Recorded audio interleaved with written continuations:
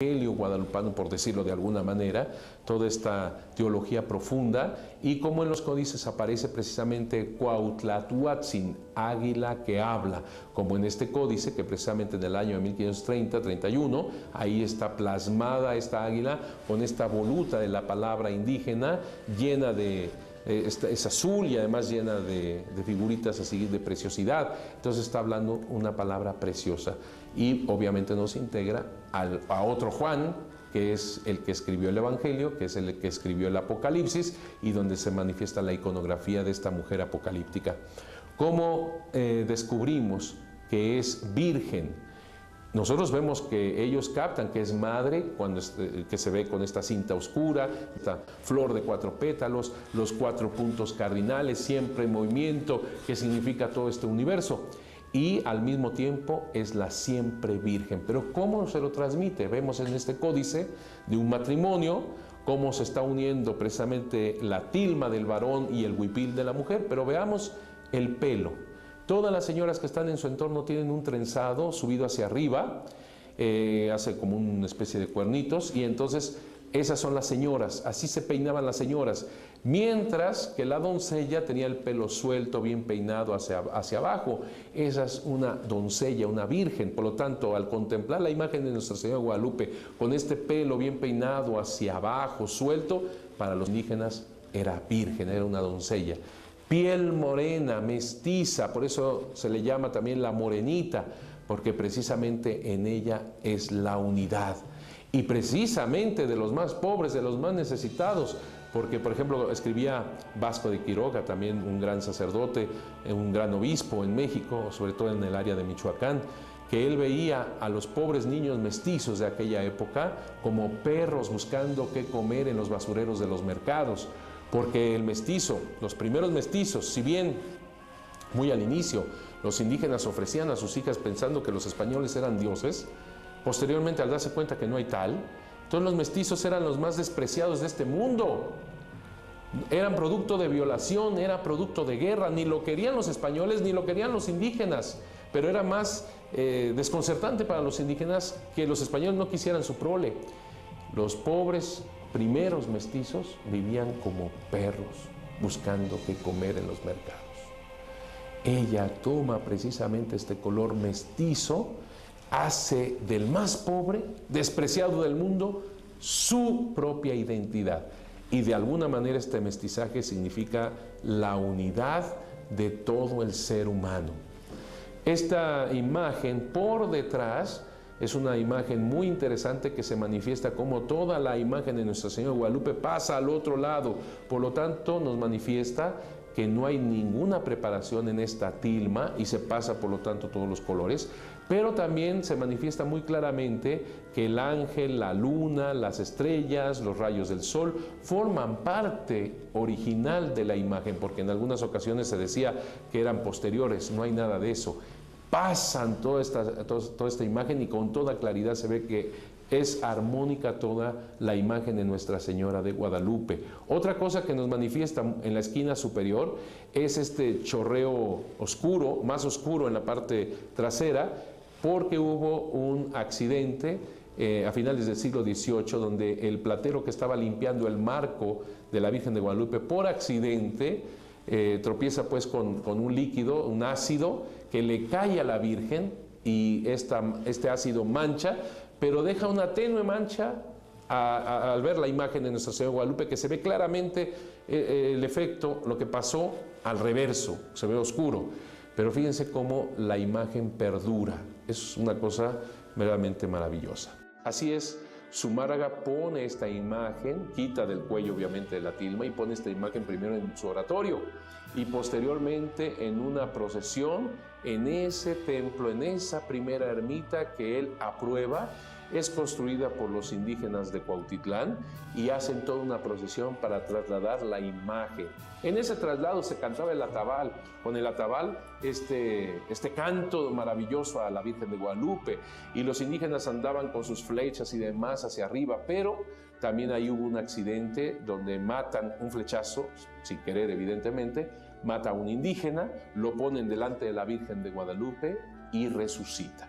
es uno de sus primeros milagros de la imagen. Es el primer milagro de la imagen. No de la Virgen de Guadalupe como tal, porque tiene muchos antes, pero de la imagen de Nuestra Señora de Guadalupe, sí.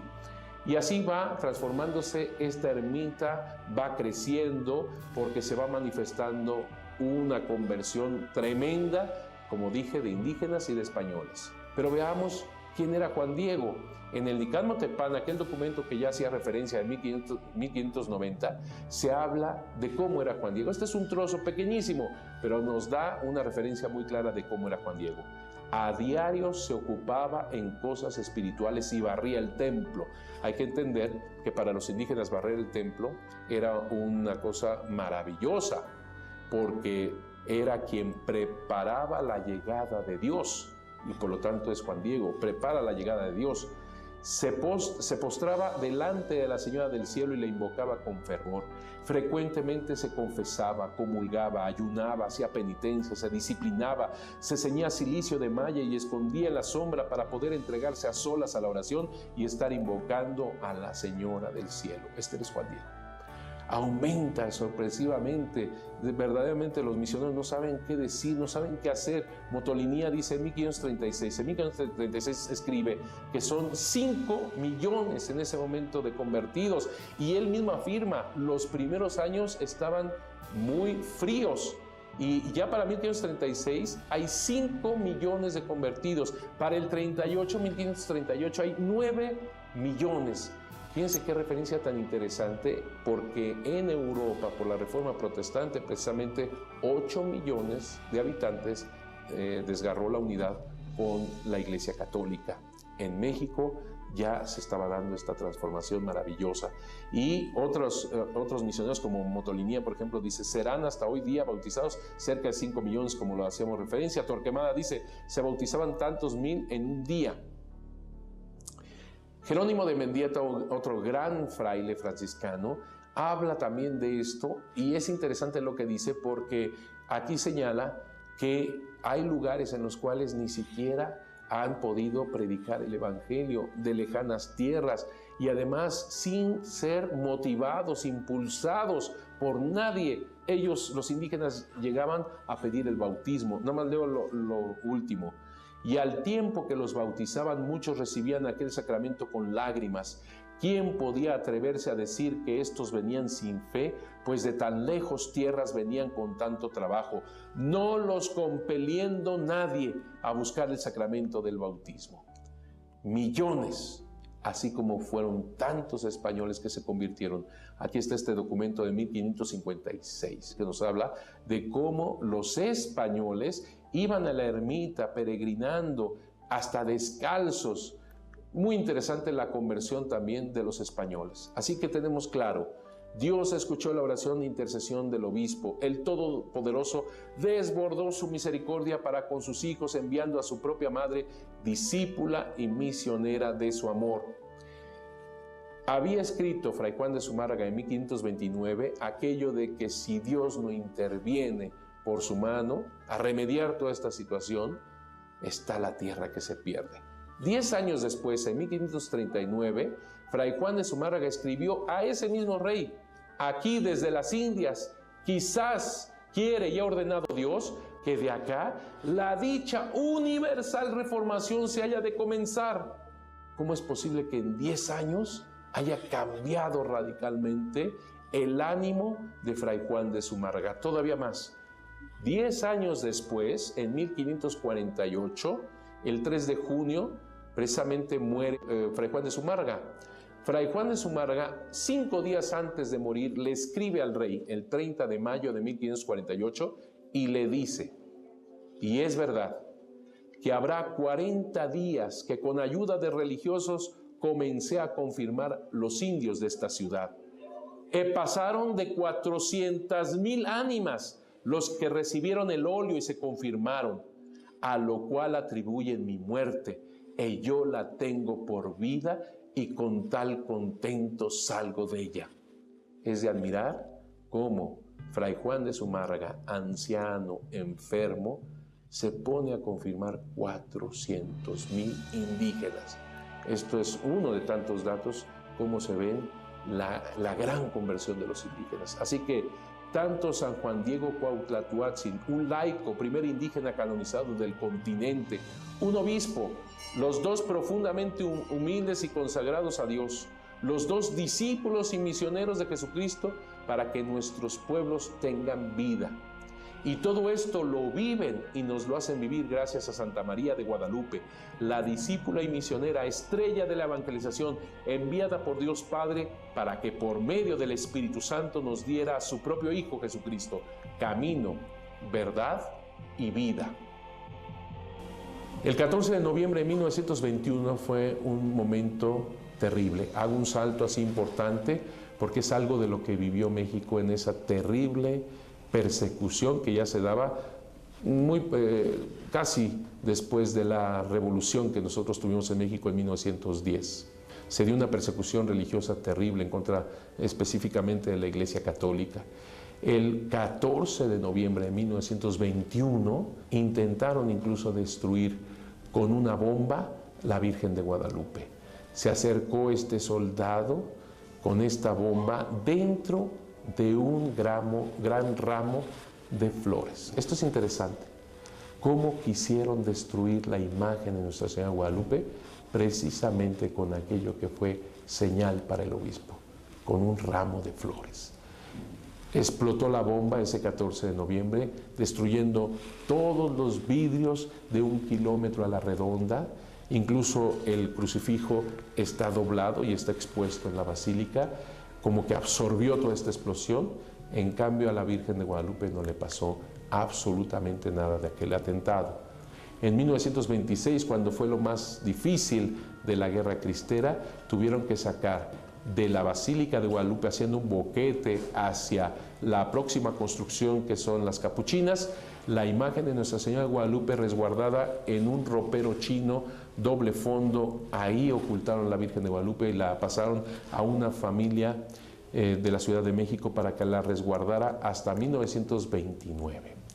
Tenemos algunas de las imágenes en las cuales se manifiesta esta terrible persecución religiosa que a través de la sangre de tantos mártires fue y es todavía semilla que da fruto de vocaciones no solamente a la vida sacerdotal, a la vida religiosa, sino a la vida laical, cumpliendo fielmente como cumplía Juan Diego. Todas estas imágenes manifiestan la crueldad de lo que es capaz el ser humano en esa aridez de los asesinatos, de la persecución, y al mismo tiempo ese florecer de tantas rosas, de tantas virtudes, gracias a la Virgen de Guadalupe, de tantos aquellos que vieron claramente que Jesús es el centro de su vida. Por eso, viva Cristo Rey, viva la Virgen de Guadalupe. Y el mensaje de Nuestra Señora de Guadalupe sigue siendo investigado y profundizando bajo muchas otras ciencias y sigue siendo vital y actual para el mundo de hoy. Tenemos, por ejemplo, entre tantas cosas que se han hecho fuera del margen, digamos así, histórico, esto de las estrellas del manto que coinciden perfectamente con la constelación que se veía aquel 12 de diciembre de 1531. Las estrellas del manto de la Virgen corresponden perfectamente a la constelación de aquel día, que por cierto es solsticio de invierno, cuando se aparece la Virgen de Guadalupe y comienza un nuevo día, un nuevo pueblo. También la proporción áurea que se ha estudiado de la imagen de Nuestra Señora de Guadalupe perfectamente a nivel artístico. Los ojos de la Virgen, en donde ya desde un fotógrafo en 1929 había visto que había un reflejo en el ojo de la Virgen, y posteriormente tantos oculistas vieron lo mismo, y este señor, el doctor Aste Tosman, que observa en los ojos de la Virgen 13 figuras. Es interesante que las mismas figuras que ven en un ojo a través de la computación se perciben en el otro ojo con la circunferencia, la inclinación, la luz y sombra. En la computadora esas imágenes se pueden rotar hasta el otro ojo, de un ojo al otro ojo, y coinciden perfectamente al 99.9%. Las otras imágenes y esta devoción que va cruzando el mundo y va hablando a tanta gente, no solamente de origen polaco, como Juan Pablo II decíamos, no solamente de origen alemán, como Benedicto XVI, como decíamos, sino de cualquier historia, de cualquier cultura, de cualquier identidad. La Virgen de Guadalupe va dando su mensaje y se va captando verdaderamente como la Madre de Dios. En Nueva York hay una capilla, en Kenia, África, en el Vaticano, en Roma, en Notre Dame, en Santo Stefano d'Aveto, donde es patrona, en Madrid, España, en China, en Nairobi, África, en Corea, en tantas y tantas naciones. El mundo necesita de la imagen y del mensaje de Santa María de Guadalupe, estas imágenes de la guerra entre judíos y árabes, el Líbano. Terrible guerra durando ya tantos años también. La Virgen de Guadalupe es la discípula que forma discípulos en Cristo. Hagan todo lo que Él les diga. Ella es la misionera estrella de la evangelización perfectamente inculturada que forma misioneros en Cristo, en el signo del amor, de la unidad, de la armonía, de la nueva vida. En ella lo judío y lo árabe se hermanan. Lo español y lo indígena se aman. La Virgen de Guadalupe es modelo de evangelización, perfectamente inculturada, dice Juan Pablo II. Y es ahora donde necesitamos precisamente del conocimiento y también de poner en nuestro corazón el rostro maravilloso de Jesús. Es ahora donde necesitamos de este mensaje de amor para unirnos verdaderamente en armonía. Somos seres humanos que todos estamos buscando la felicidad, el amor. Es en Jesús donde lo vamos a encontrar. Es en Él que es camino, verdad y vida. Y esto nos enseña el camino directo, profundo, la Virgen de Guadalupe. Por eso vino a nuestro mundo, irrumpió en nuestra historia.